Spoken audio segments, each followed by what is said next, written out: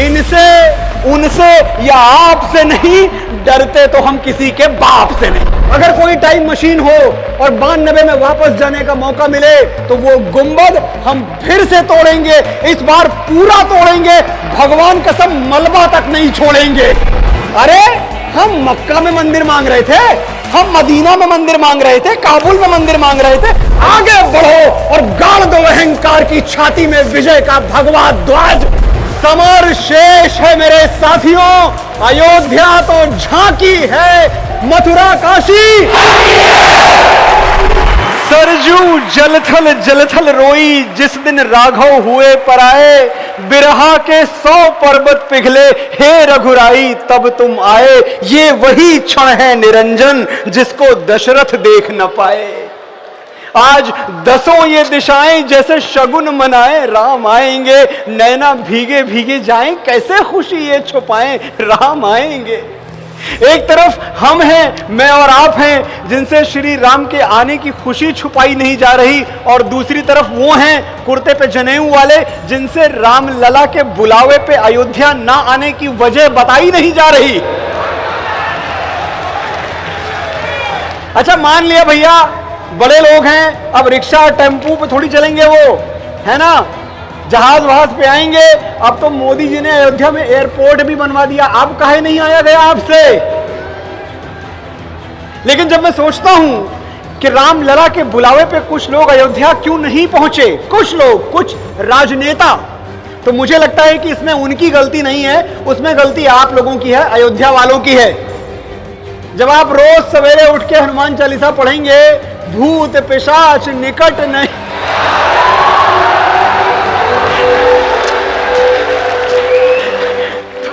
तो कैसे आएंगे भाई वो। आपने रोक रखा है, आपकी गलती है। लेकिन देखिए, एक तरफ ये अयोध्या वासी हैं जो हमारे जगत गुरु के सानिध्य में, इनकी छत्र छाया में बैठ के मानस का आनंद ले रहे हैं, राम कथा का आनंद ले रहे हैं, और दूसरी तरफ वो जाहिल, वो गंवार, वो मूर्ख है जो बात बात पे मानस फाड़ देते हैं। अफवाह क्या फैलाते हैं भाइयों? अफवाह ये फैलाते हैं कि ये तो दलितों और वंचितों के विरोध में है। इससे बड़ा झूठ कोई बोला जा सकता है क्या? हमने तो गुरुदेव के चरणों में बैठ के सीखा है, जितना सीखा है उतना ही बताऊंगा। भगवान श्री राम दलित और वंचित विरोधी 1000 उदाहरण गिनवा सकता हूं जो इस झूठ को चीर फाड़ के रख देंगे, लेकिन आज 4-5 गिनवाता हूं, उतना ही समय है। भगवान श्री राम झूठे बेर किसके खाते हैं? शबरी के। शबरी कौन है? एक वनवासी हैं, एक वंचित हैं। भगवान श्री राम मित्र किसे बनाते हैं? सुग्रीव को। सुग्रीव कौन है? एक वनवासी हैं, एक वंचित हैं। भगवान श्री राम अपने राज्याभिषेक का निमंत्रण किसको भेजते हैं? निषाद राज को। वनवासी हैं, वंचित हैं। अच्छा, अगर आपको लग रहा होगा कि मनोज बहुत पुरानी बातें बता रहे हो, कुछ नया बताओ, तो चलो नया बताता हूं मैं आपको। श्री राम मंदिर के शिलान्यास में पहली ईंट किसके हाथों रखवाई गई? बिहार के श्री कामेश्वर चौपाल वंचित समाज से आते हैं। और फिर हमको बताते हैं, कहते हैं देखो भगवान राम ने तो शंभू का वध कर दिया। अच्छा, कहां लिखा है? कहां लिखा है कि शंभू का वध कर दिया भगवान श्री राम ने? उत्तर रामायण में। उसी उत्तर रामायण में जिसको गुरुदेव ने अपने रिसर्च के बल पे, अपने शोध के बल पे झूठ का पुलिंदा सिद्ध कर दिया है।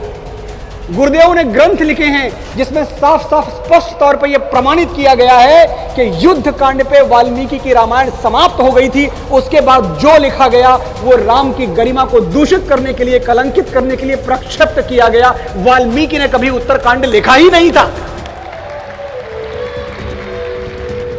फिर कहते हैं भाई तुम्हारे यहां तो महिलाओं का बड़ा अनादर था, श्री राम ने सीता को त्याग दिया। यह भी कहां लिखा है? उसी उत्तर रामायण में लिखा है जिसको गुरुदेव सफेद झूठ सिद्ध कर चुके हैं। सती प्रथा के दोषी हैं मैं और आप पर भी इल्जाम है ये। सती प्रथा के दोषी हैं। आज सिर्फ रामायण की बात हो रही है। महाराज दशरथ को 3 रानियां थी। जब दशरथ का देहावसान हुआ, उनका निधन हुआ, तो कौशल्या, कैकेयी, सुमित्रा, इनमें से कौन आग में कूद पड़ा था? किसके बारे में आपने पढ़ा है? साथियों, सती प्रथा हमारा चुनाव नहीं, हमारी विवशता थी, हमारी मजबूरी थी। जब उज़्बेकिस्तान और समरकंद से आए हुए लुटेरे हमारी माओं को पकड़ के अपने हरम की ओर खींचने लगे, तो क्या करती हमारी माएं, क्या करती वो वीरांगनाएं जिनके बदन को सूर्य की किरण ने भी कभी निर्वस्त्र नहीं देखा था। असूर्य पश्या, ये शब्द पुराणों में हमारी सतियों के लिए, हमारी माताओं के लिए प्रयुक्त हुआ है। असूर्य पश्या यानी जिनके शरीर को सूर्य ने भी ना देखा हो, ऐसी पवित्र हमारी माताएं। क्या करती वो? कूद पड़ी महारानी पद्मिनी अंगारों में, लेकिन अलाउद्दीन खिलजी को अपने आंचल का एक तार तक नहीं छूने दिया। विष पी लिया रानी रूपमती ने, लेकिन अधम खान की गंदी छाया तक अपने बदन पर नहीं पड़ने दी। व्हाट्सएप खोल के बैठे हुए हैं हम, अगर कभी मानस खोल के बैठ जाते ना भाई, तो ये मैकाले और मार्क्स की जो नाजायज औलादे हैं, इनके फैलाए हुए भ्रम से बच जाते हम जान जाते कि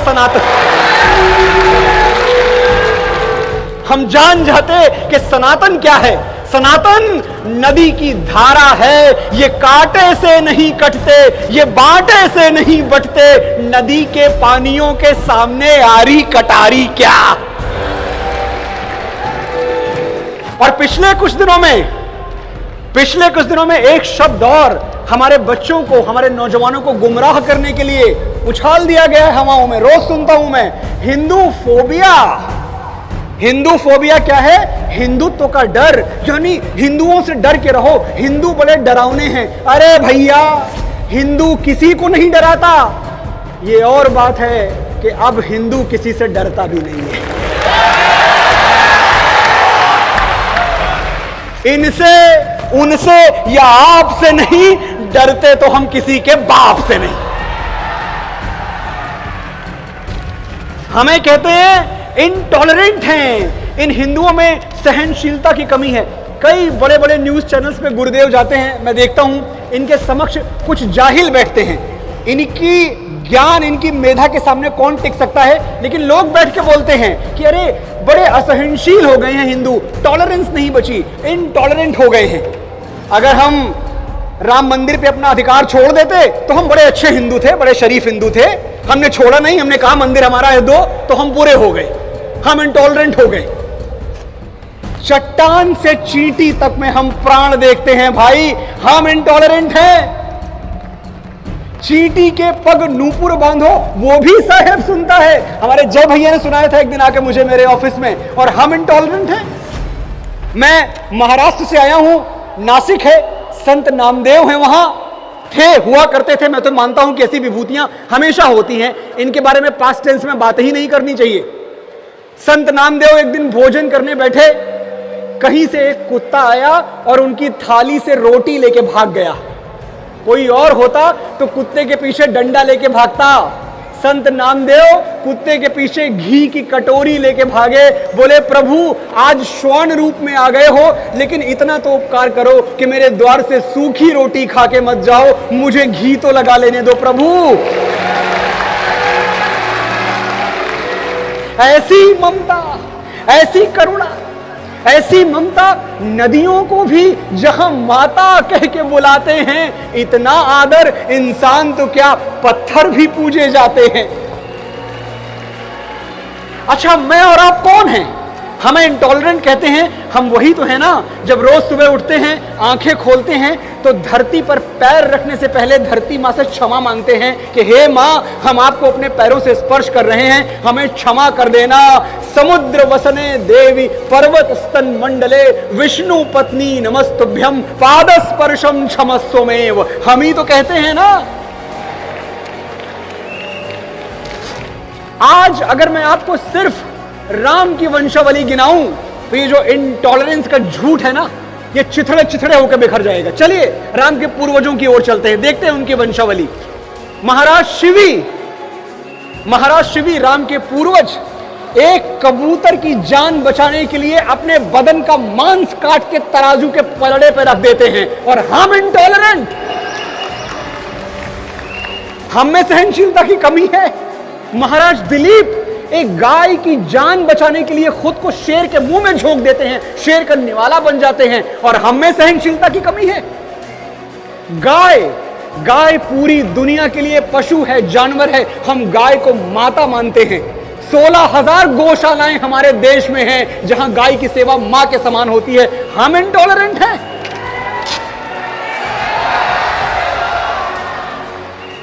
जटायु का अंतिम संस्कार, गिद्धराज जटायु, हमारे भगवान श्री राम एक पक्षी का अंतिम संस्कार अपने पिता की तरह करते हैं। और हमारे अंदर करुणा की कमी है, हमारे अंदर सहनशीलता की कमी है। मोहम्मद जमालुद्दीन की बनाई हुई राम प्रतिमा को हमने अपने मंदिर के परिसर में, इसी राम मंदिर परिसर में आदर के साथ स्थापित किया हुआ है। हम इंटॉलरेंट हैं।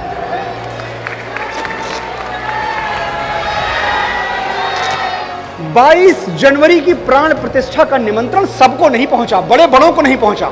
बहुत लोग राह देखते रहे, लेकिन श्री इकबाल अंसारी को 22 जनवरी का निमंत्रण दिया गया। कौन इकबाल अंसारी? मुस्लिम पक्ष के पैरोकार जो जीवन भर ये लड़ाई लड़ते रहे कि अयोध्या में बाबरी मस्जिद बननी चाहिए, श्री राम का मंदिर नहीं। हमने उनको आदर से बुलाया। और हम इंटॉलरेंट। एक बात मुझे बताइए आप, क्या दुनिया के किसी भी हिस्से में, किसी भी भूभाग में, किसी भी अंश में यह संभव है कि वहां की मेजॉरिटी से 100 करोड़ लोगों से उनके आराध्य, उनके देवता, उनके भगवान छीन लिए जाएं और वो शांति से अदालत के सामने बैठे रहें कि हमको हमारे राम दे दो? संभव है? भारत के सिवा अगर ये कहीं और होता भाइयों, खून की नदियां बह चुकी होती। लेकिन हमने भगवान श्री राम से मर्यादा सीखी है, रक्तपात नहीं सीखा। 100 करोड़ हिंदू 134 साल तक न्याय की प्रतीक्षा करते रहे। 134 साल हम यह सिद्ध करते रहे कि पहले राम हुए थे कि पहले बाबर। 134 साल हम यह सिद्ध करते रहे कि पहले त्रेता आया था कि पहले कलयुग आया था। 134 साल हम यह सिद्ध करते रहे कि पहले अयोध्या बसी थी कि पहले समरकंद बसा था। 134 साल हम यह सिद्ध करते रहे कि पहले वाल्मीकि रामायण लिखी गई थी कि बाबरनामा लिखा गया था। अरे एक बात बताऊं मैं, हमें असहिष्णु कहने वालों, हमारे अंदर सहनशीलता की कमी बताने वालों, अगर विश्व शांति का कोई नोबेल पुरस्कार है तो वो किसी एक व्यक्ति को नहीं, 100 करोड़ हिंदुओं को मिलना चाहिए। जय श्री राम, जय जय श्री राम। कौन है हम लोग? वसुधैव कुटुंबकम में विश्वास रखने वाले। सबके दुख दर्द में हम लोग दुखी होते हैं।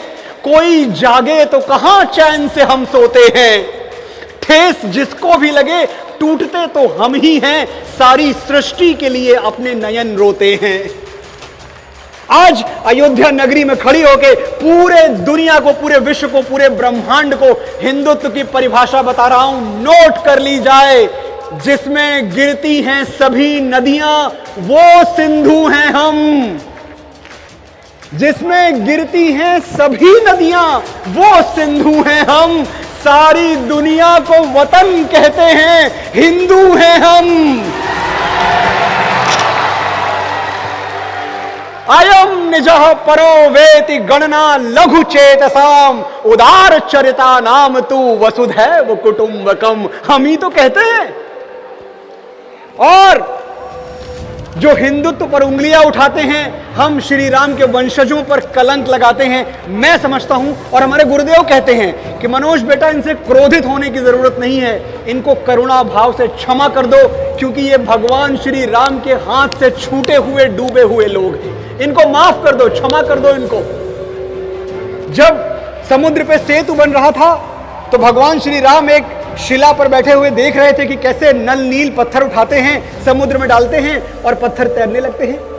भगवान ने सोचा, एक दो पत्थर मैं भी तैरा के देखता हूं। प्रभु ने एक शिला ली अपने हाथ में, गए समुद्र के पास, छोड़ी शिला और वो पत्थर, वो शिला डूब गई। प्रभु उदास हो गए। बजरंगबली वहीं बगल में थे, उन्होंने प्रभु को उदास देखा तो आए और बोले, प्रभु उदास ना हो, निराश ना हो, जो आपके हाथ से छूटेगा वो तो डूब ही जाएगा। जय श्री राम। जो राम का नहीं वो किसी काम का नहीं। एक ही नारा, एक ही नाम।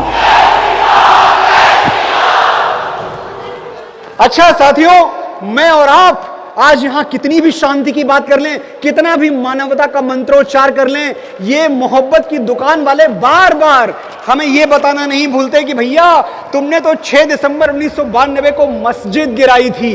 आज अयोध्या में खड़े होके आदरणीय गुरुदेव की ओर से 100 करोड़ हिंदुओं की ओर से मैं इस आरोप का खंडन करता हूं, हमने कभी कोई मस्जिद नहीं गिराई। 6 दिसंबर 92 को जो गिरा था वो तोड़े गए मंदिर के मलबे से बना हुआ एक ढांचा था। हमने उसे मस्जिद कभी बनने ही नहीं दिया। हमारी 70 पीढ़ियां मीर बाकी जैसे दरिंदों की गर्दन पे तलवार रख के खड़ी हो गई कि कट जाएंगे, मर जाएंगे, लेकिन तुम्हें मंदिर तोड़ के मस्जिद नहीं बनाने देंगे। तो जब मस्जिद बनी ही नहीं तो 6 दिसंबर को हमने तोड़ा क्या? हमने सिर्फ गुलामी और बर्बरता का एक प्रतीक तोड़ा था। 3 गुंबद तोड़े थे। और एक बात बताएं, अगर कोई टाइम मशीन हो और 92 में वापस जाने का मौका मिले तो वो गुंबद हम फिर से तोड़ेंगे। इस बार पूरा तोड़ेंगे, भगवान कसम मलबा तक नहीं छोड़ेंगे। हर हर महादेव। एक ही नारा, एक ही नाम। अरे हम मक्का में मंदिर मांग रहे थे, हम मदीना में मंदिर मांग रहे थे, काबुल में मंदिर मांग रहे थे, अयोध्या में मंदिर मांग रहे थे।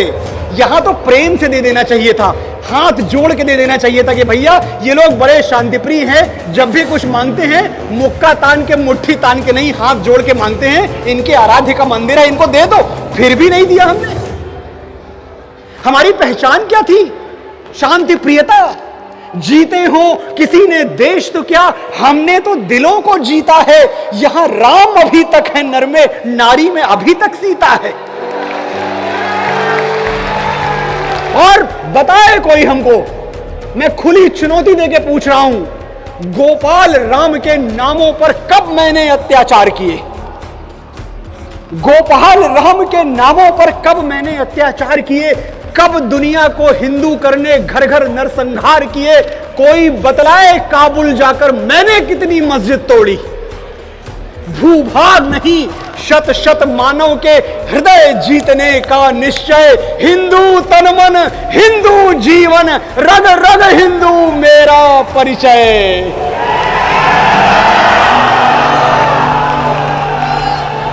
भारत रत्न हमारे पंडित जी पूज्य श्री अटल बिहारी वाजपेयी के लिए एक बार तालियां बजाएं और आकाश तक सुनाई दें वो तालियां।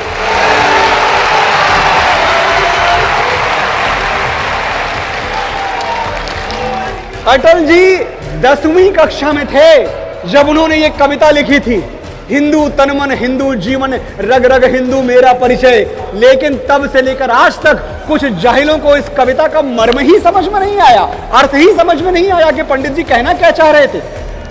अच्छा, आज तो अयोध्या में खड़ा हूं, अगर आपका आदेश हो तो बता दूं पूरी दुनिया को कि हिंदू कौन होता है और हिंदू क्या होता है। समझा दूं? अरे समझना है हमें तो बस ये समझो कि हम होनी से भी डरते नहीं हैं। हृदय करुणा से पर इतना भरा है, अनादर कण कभी करते नहीं हैं। हमारी उंगलियों में वो तड़प है कि बंसी सुन के राधा नाचती थी, उसी उंगली पे लेकिन चक्र डोला तो धरती भय से थर थर कांपती थी। जय श्री कृष्णा। हमारे स्पर्श में है तेज इतना, शिला छू के उसे इंसान कर दें। हमारी प्रार्थना में शक्ति ऐसी कि हम पाषाण को भगवान कर दें। हम ही वो शिव हैं जो विषपान करके समूचे विश्व का कल्याण कर दे। हम ही वो रुद्र हैं जो नेत्र खोले तो तीनों लोक को शमशान कर दें। हर हर महादेव। सनातन से हैं इतने स्वाभिमानी, अखिल ब्रह्मांड को हैरान कर दें। जो छीनो तो महाभारत लड़े हम, जो मांगो तो अंगूठा दान कर दें। हम ही हैं शांति के संदेश वाहक, के मानवता का मंत्रोच्चार हैं हम। समझना है हमें तो बस ये समझो कि हिंदू हैं, समझ के पार हैं हम दिल में आते हैं, समझ में नहीं आते भाई।